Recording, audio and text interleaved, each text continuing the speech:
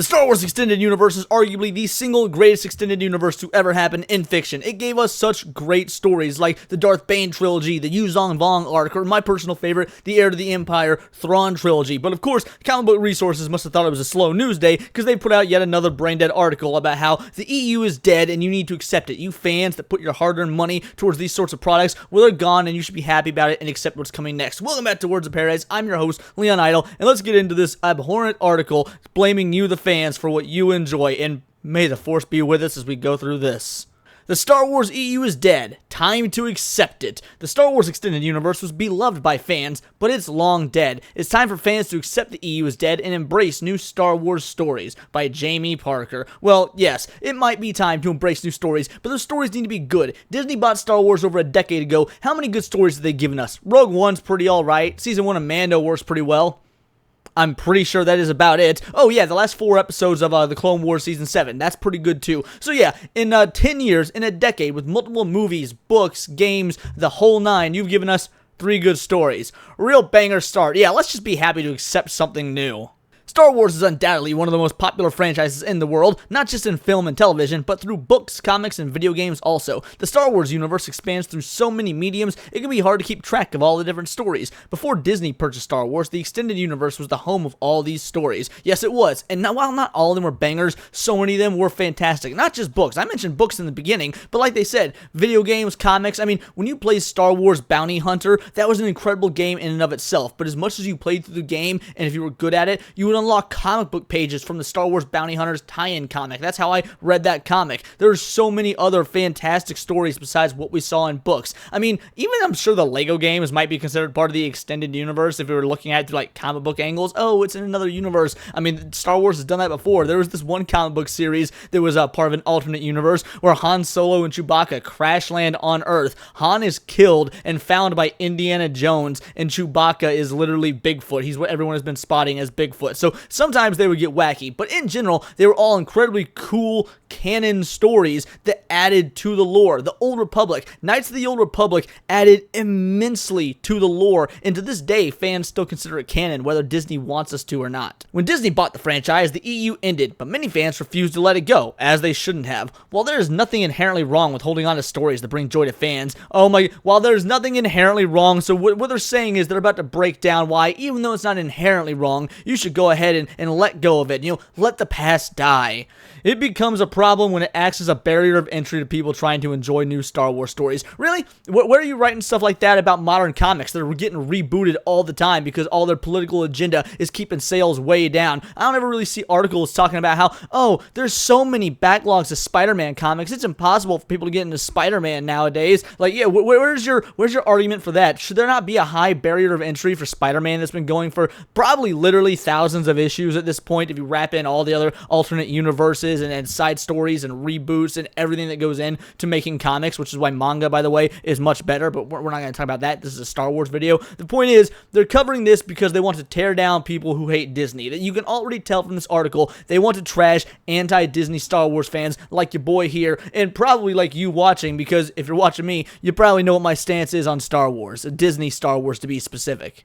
The old Star Wars EU, now referred to as Legends, began in 1978 when the first Star Wars novel came out. From that point forward, countless books, comics, and video games continued to expand the story started by George Lucas. These stories told the tales of Luke, Han, and Leia after the rebellion. How dare you leave out Chewbacca? That is so speciesist, and you left out C-3PO and R2-D2, you droidist bigots. They explored the years before the prequels and looked at everything in between. One of the most famous and beloved eras of the Legends canon was the Old Republic. There we go, yeah, just literally taught the Old Republic. Yet, in order for Disney to be able to tell any stories, the cancellation of the EU had to take... No, it did not have to take place. I can't believe I'm making a video on this when so many others before me have made videos on it, but the fact there's this narrative that it had to take place is absolutely bananas. Disney didn't eradicate the Marvel canon when they bought Marvel, so you're trying to tell me it had to take place for them to do so with Star Wars? No. Again, there's just this inherent disconnect between Disney Star Wars fans who like garbage that masquerades as Star Wars, that cosplays as Star Wars,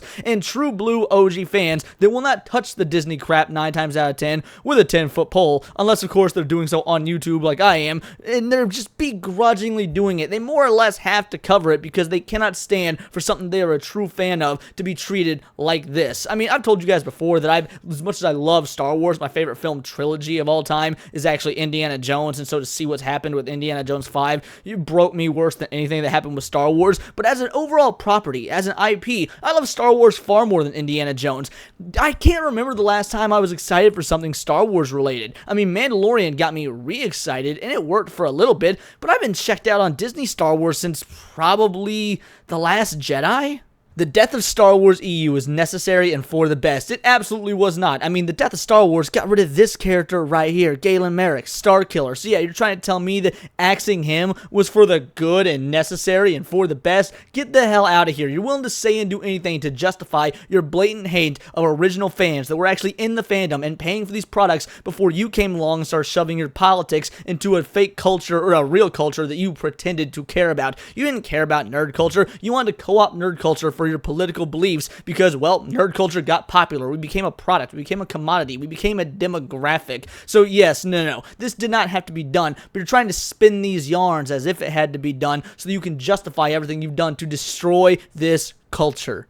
Disney was obviously looking to tell new stories in the Star Wars universe, and in order to do that unencumbered, Disney needed to kill the extended universe. That's right, destroy the past, kill it if you have to. But once again, that didn't stop them with Marvel. So why again did it have to be done to Star Wars? I truly want you to justify that, considering the Marvel universe was far more vast than it was, than Star Wars. If Disney had kept the EU intact, it would have almost been impossible to find space to tell new stories. Why? Why would it have been impossible to find new space to tell stories in Star Wars? People were telling new stories before the Disney buyout. Why couldn't you just keep the EU plus add new stories to it? Because if Disney had never bought Star Wars, there still would have been new Star Wars stories. There was going to be that Darth Maul game. There was still going to be Star Wars books. They just wouldn't have been owned by Disney. So what exactly was keeping Disney from telling new stories, aside from the fact that Disney, sometime after about 2005, lost their ability to actually tell good stories? That's really what it boils down to. And not only that, they're plucking from the EU. They've been plucking from the EU here and there since pretty much they took over, and they just haven't been calling it the EU. I mean, the new Ahsoka series is basically going to be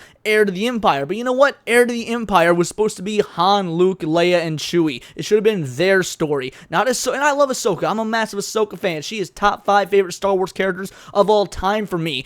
But that's not her story. Heir to the Empire is not an Ahsoka story. And the fact that we're not going to get to see an adaptation of Heir to the Empire with Han, Luke, and Leia is an absolute travesty. I mean, I can't even imagine what they're going to try and do with Mara Jade. They're probably not going to allow Mara Jade and Luke Skywalker to be rivals and have this budding romance. It's going to be just an incredible, awful. I wonder if they're even going to include her now that I think about it. I mean, with them not really knowing what to do with Luke Skywalker and him being, a toxic white male, maybe they're not even going to include Mara Jade. But I would think they would include her because she's a woman, and Disney just has this fixation with making women so better and perfect at everything. I'm getting off topic here, but the point is, Disney's been pulling from the EU and using it as inspiration since they can't come up with anything original. So they definitely could have just kept it intact and added to it, much like they've done with Marvel, and much like any IP that gets stuff added to it over time continues to do. Buying something does not immediately mean you need to throw the old thing away. How many of you guys still have your PlayStation 2, even though you might own a PS4 or 5? The PS2 isn't irrelevant just because it's old.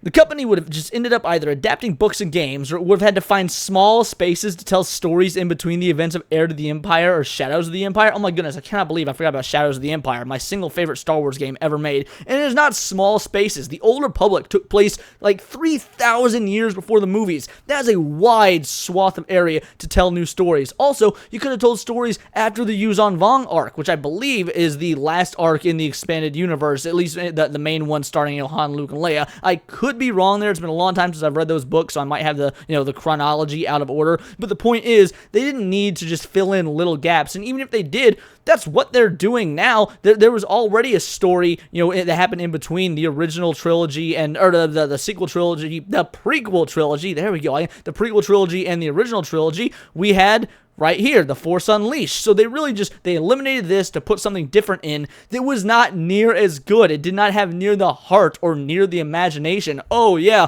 Obi-Wan Kenobi, the Obi-Wan show. That's so much better than Star Wars The Force Unleashed. When a video game that came out in like 2007 is a better origin story for the rebellion than what you did in Rogue One or any of the new stuff that you're putting out, that is a failing on you as a company that could have been avoided if you just hadn't messed with what fans, again, the paying customers, loved so much.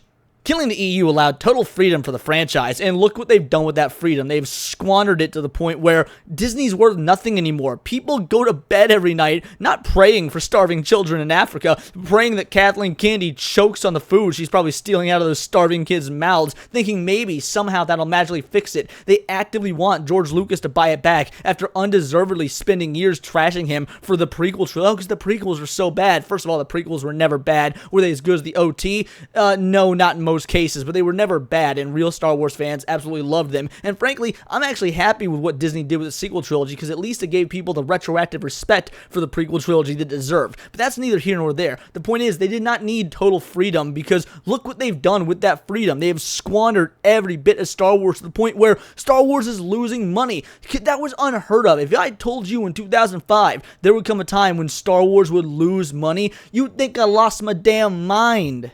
While Disney's promise of one consistent canon has not been kept, of course it hasn't, with many Star Wars books being continually retconned. For better or worse though, transitioning from the EU to the sideline Legends canon led to the creations of shows like Andor and The Mandalorian, and apparently Andor's good. From what I've heard, apparently it's good. I don't care. I'm never gonna watch it. Maybe it is good, but I don't need to sit through the years of what they've done to appreciate the one good thing. They've already lost me, again, as a fan and as a potential paying customer. As for The Mandalorian, Mandalorian started out good. Season 2 was iffy. I didn't even bother to watch Season 3 because everything between seasons, 2 and 3 that Disney put out was absolute garbage. Also, people need to stop calling Andor noir. It's not noir just because it's dark. Just throwing that out there. It would have been difficult to create a new history of Mandalorians or create characters like Cassian Andor if the EU was still in existence. You don't need to create a new history for the Mandalorians. The Mandalorian history is some of the richest, most in-depth lore in the history of Star Wars. Why would you need to fix what is not broken?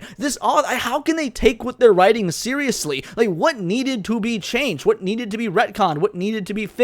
You have so much to pull from. I mean, yeah, we're seeing this with things like the Rings of Power, where they're not allowed to use certain Tolkien stuff, or more probably than not, just don't care, and so they're completely butchering the original works and the stuff that was more behind the scenes that we did not see in the main trilogy and in The Hobbit. But the point is, there was an extensive, literal universe to pull from with Star Wars.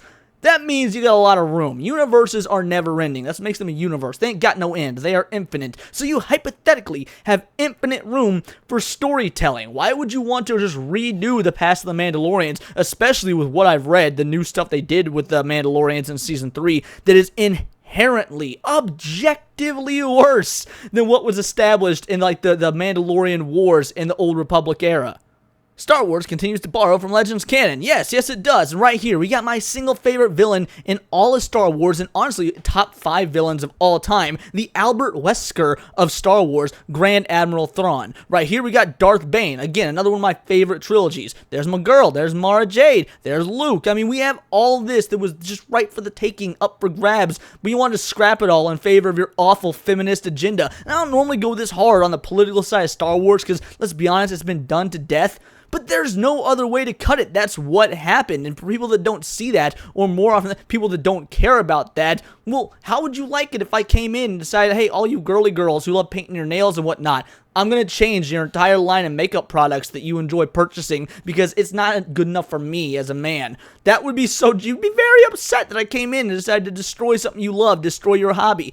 That's what Disney did, and to give them a pass on it because I saw Lion King in 1994 when I was 3 years old, and it made me happy. Despite Disney canning the EU, the franchise has continued to borrow and adapt aspects of the beloved stories anyway. Grand Admiral Thrawn, parts of the Mandalorian's history, and even aspects of the New Republic will have all been borrowed from the old EU. Ahsoka and Dave Filoni's movie will be adapting Heir to the Empire, whoopee.